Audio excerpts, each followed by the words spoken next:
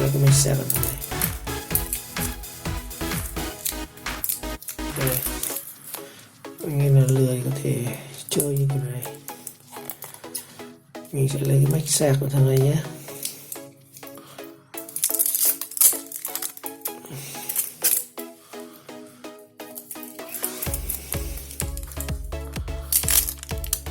Mạch sạc nó đây. Mình cắt hai cực này ra.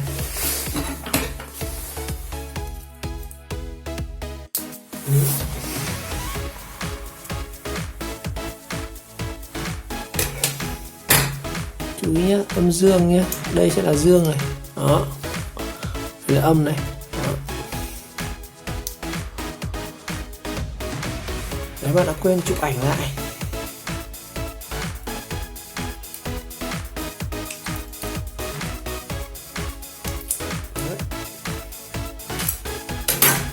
Có thể bóc cái viên này ra này. Viên Nokia này ra này.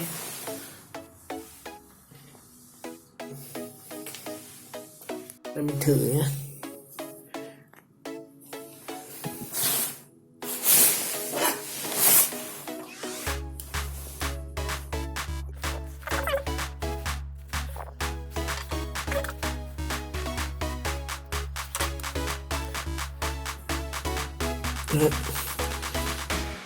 Vậy hiện cái này ra này.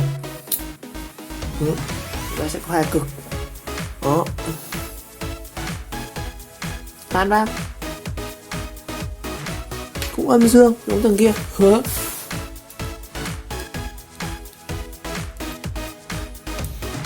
Đấy, câu dây ra. Dây đỏ sẽ là dương, dây đen sẽ là âm. Đó, mình thử nhá. Rồi, thử xem bên này còn điện hay không.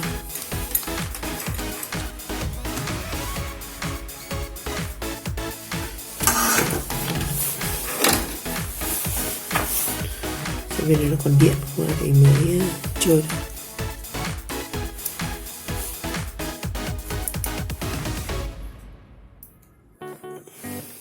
Viên này của nó vẫn còn 3V. Đây nghe nhìn hồ này. Viên này vẫn tốt này. Đấy, nó còn khoảng 3V. Đang vẫn dùng viên này được. Rồi mình sẽ hàn thử vào đây nhá. Rồi, thì như cái mạch này thì cùng chiều đó, cái dây này, cái mạch này nó sẽ là dương này, ở chỗ này sẽ là cực âm. Mình sẽ hàn thử một cái dây và chúng ta test thử nhé. Rồi chúng ta sẽ hàn vào. Đây mình sẽ lấy một đoạn dây này, chúng ta hàn để test.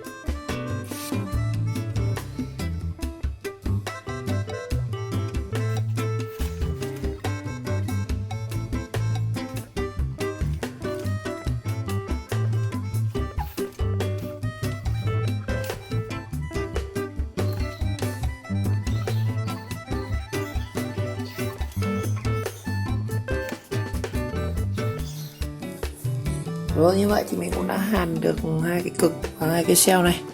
Cái này thì nó là thiếc nên chúng ta sẽ phải dùng trợ hàn nhá.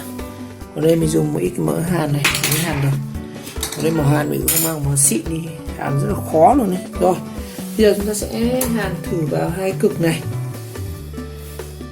Đấy, giờ chúng ta sẽ đính vào hai cực này, cũng dùng trợ hàn nhá.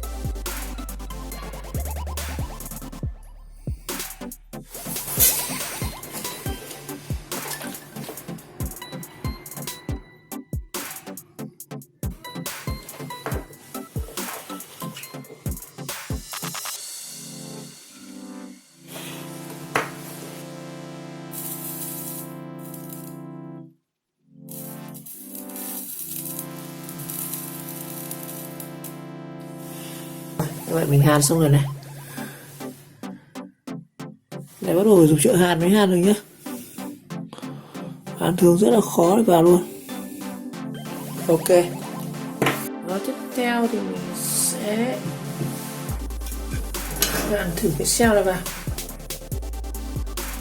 Chúng ta tạm cell này vào đây để thử nhé. Mình cũng sẽ quấn lại, quấn như bình thường. Đó.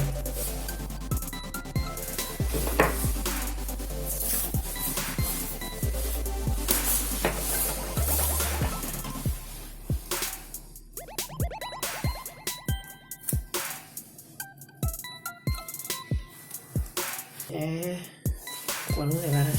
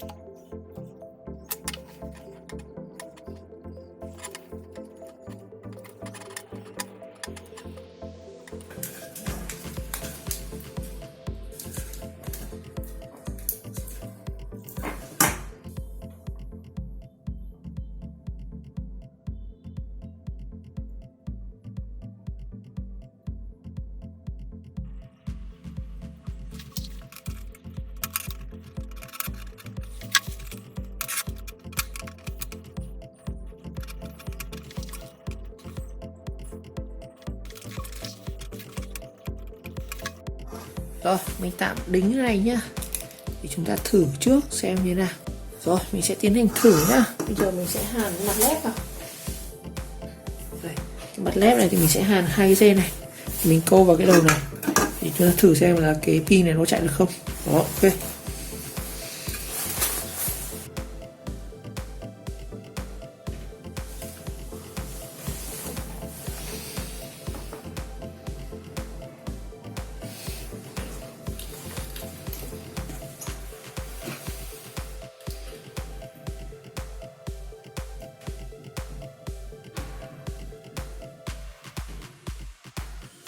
Bây giờ mình sẽ thử nhá. Đây của nó vẫn còn có 2 dây chuyền này. Chúng ta sẽ câu vào cái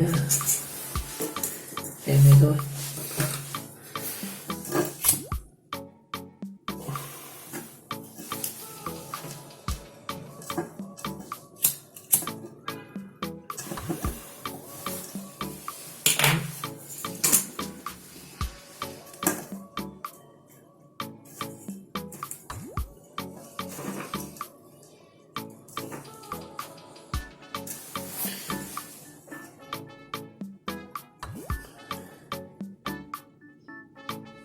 Rồi mình sẽ để đây chúng ta thử luôn công tắc nữa.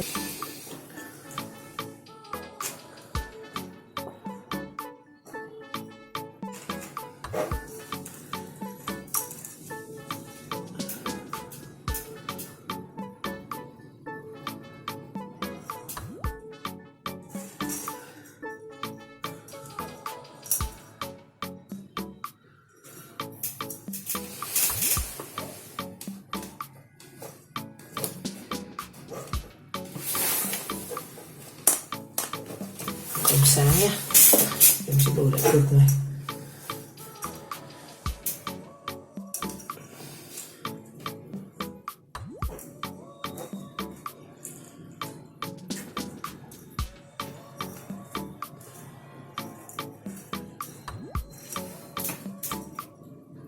Đấy, nó sáng rồi.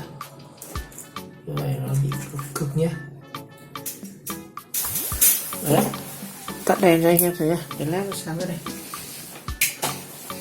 Mình sẽ thử luôn công tắc này. Đèn đang không chắc lắm.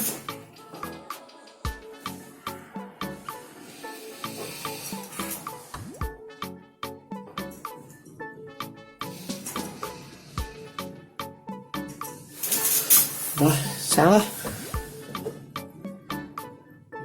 Với công tắc tốt này nó sẽ có 3 nấc này. 1 này, 2 này, 3 này, 4. Nó có 3 nấc thôi, sáng 3 nấc.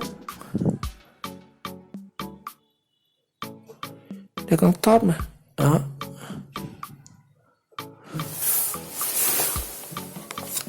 Một này, 2, 3. Đó, được rồi.